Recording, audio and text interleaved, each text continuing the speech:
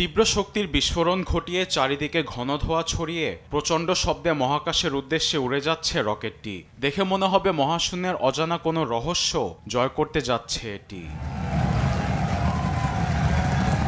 মঙ্গলবার ইলন মাস্কের স্পেসএক্স তাদের বিশাল স্টারশিপ রকেটের 10ম পরীক্ষামূলক উড্ডয়ন করেছে।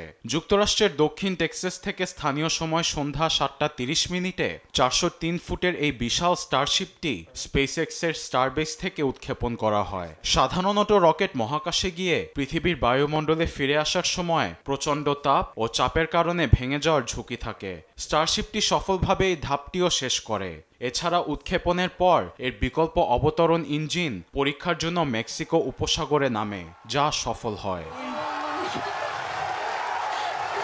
মহাকাশে পৌঁছানোর কিছুক্ষণের মধ্যেই স্টারশিপ তার পেজ সিস্টেমের মাধ্যমে স্টারলিংক স্যাটেলাইটের একটি মডেল মহাকাশে স্থাপন করে, যা প্রথমবারের মতো সফল হয়।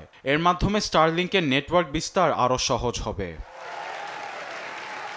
পেমেন্ট কোম্পানি শিফট4 এর বিলিয়নিয়র প্রতিষ্ঠাতা ও স্পেস ক্যাপসুলে দুবার মহাকাশে ভ্রমণ করা জ্যারেড আইজ্যাকম্যান স্পেসএক্সের এমন অভাবনীয় সাফল্যে প্রশংসা করেছেন। নিউজ ডেস্ক, দেশ টিভি।